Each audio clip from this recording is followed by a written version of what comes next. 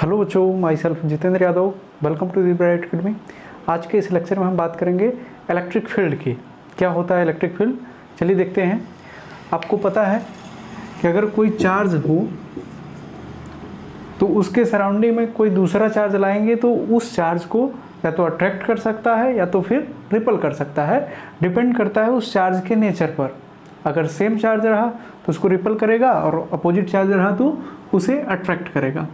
मान लीजिए यहाँ पर एक चार्ज Q0 रखते हैं इसके सराउंडिंग में, तो ये पॉजिटिव चार्ज है, ये भी पॉजिटिव चार्ज है, तो ये इसको क्या कर देगा, रिपल कर देगा। ओके, और थोड़ा सा और दूर रखेंगे तो भी रिपल कर देगा।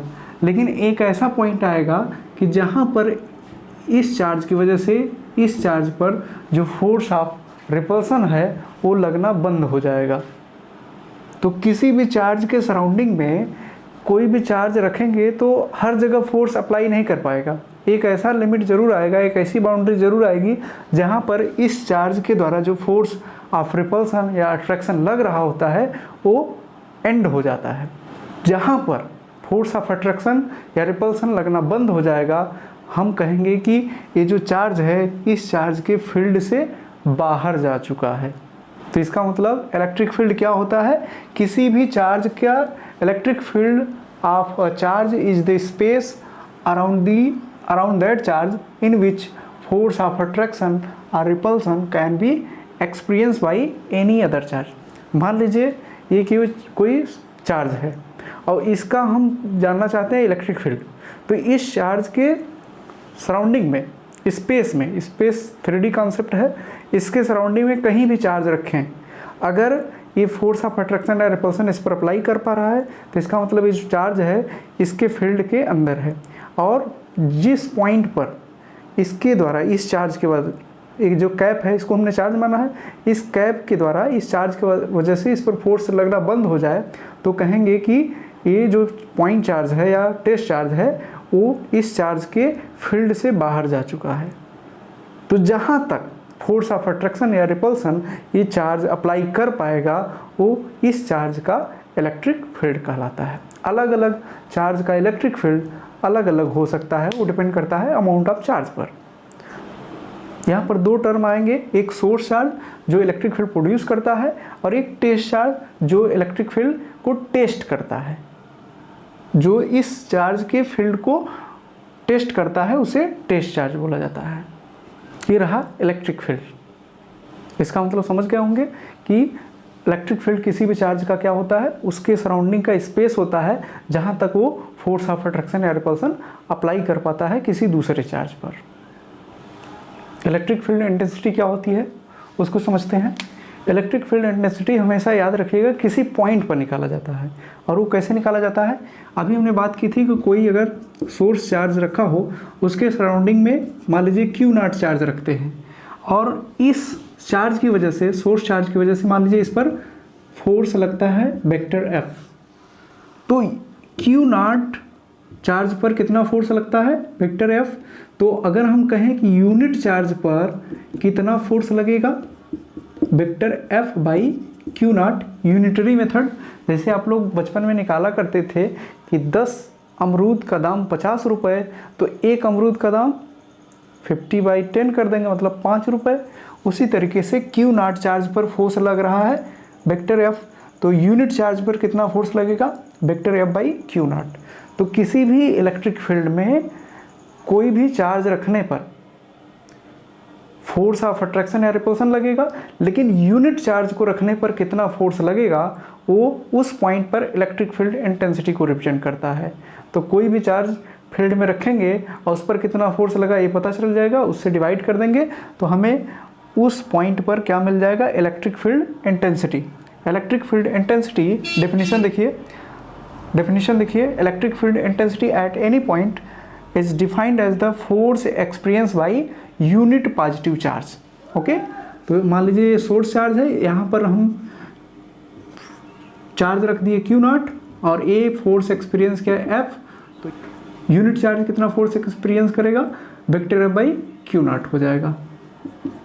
तो उस पॉइंट इंटेंसिटी क्या हो जाएगी, किसी भी पॉइंट पर इलेक्ट्रिक फील्ड इंटेंसिटी कैसे निकाली जाती है, उस पॉइंट पर यूनिट चार्ज कितना फोर्स एक्सपीरियंस कर रहा है वो इलेक्ट्रिक फील्ड इंटेंसिटी को बताता है। और इलेक्ट्रिक फील्ड इंटेंसिटी जो होती है वो इलेक्ट्रिक फील्ड स्ट्रेंथ को बताती है कि फील्ड जो है कितना स्ट्रांग है। अगर फोर्स यूनिट चार्ज ज़्यादा एक्सपीरियंस करेगा तो उस पॉइंट पर फील्ड जो है स्ट्रांग होगा। और इलेक्ट्रिक फील्ड इंटेंसिटी की वैल्यू अगर कम मिलती है, स्मॉल मिलती है, तो इसका मतलब फील्ड जो है वीक है।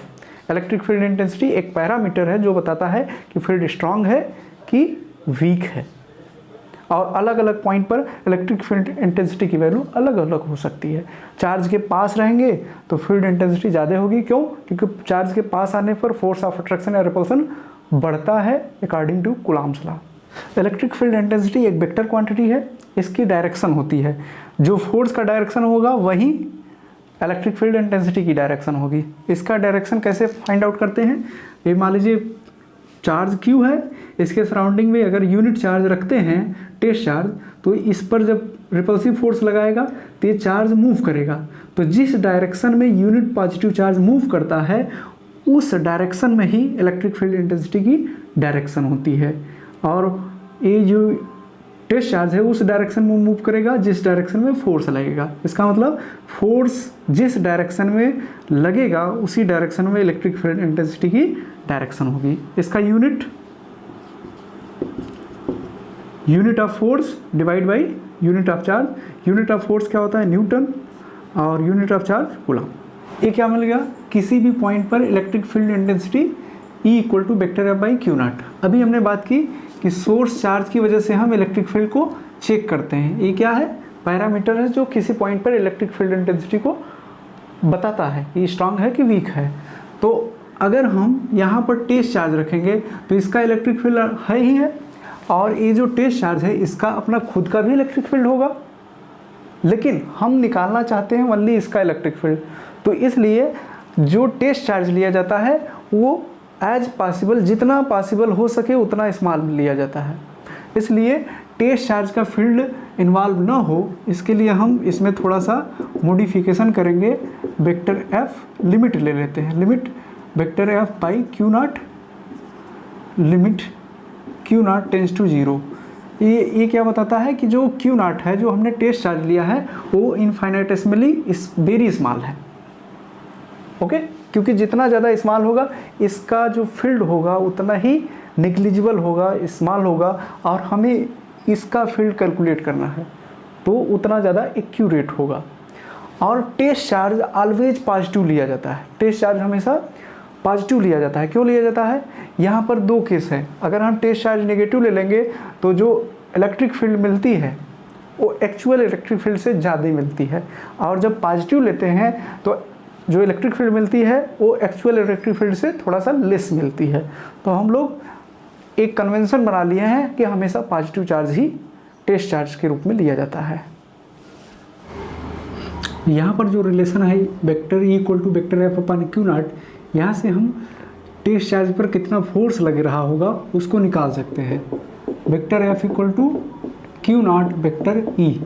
अगर हम किसी भी इलेक्ट्रिक फील्ड में कोई टेस्ट चार्ज रखेंगे और उस टेस्ट चार्ज पर कितना फोर्स लग रहा है, इसके लिए हमें उस पॉइंट पर इलेक्ट्रिक फील्ड इंटेंसिटी पता हो तो दोनों का मल्टीप्लाई कर देंगे तो हमें पता चल जाएगा कि उस टेस्ट चार्ज पर कितना फोर्स लग रहा होगा। चलिए इस फॉर्मूले पर एक न्यूमेरिकल देख लेते हैं। Calculate force on an electron in a uniform electric field this. हमें गिवन है इलेक्ट्रिक फील्ड 5 × 10⁴ न्यूटन पर कूलम्ब, और इलेक्ट्रॉन पर फाइंड आउट करना है फोर्स।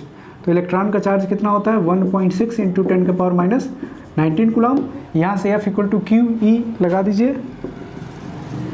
चार्ज कितना है? 1.6 × 10⁻19, और E है 5 × 10⁴। मल्टीप्लाई कर दीजिए 8.0 × 10⁻15 न्यूटन, इतना फोर्स लगेगा।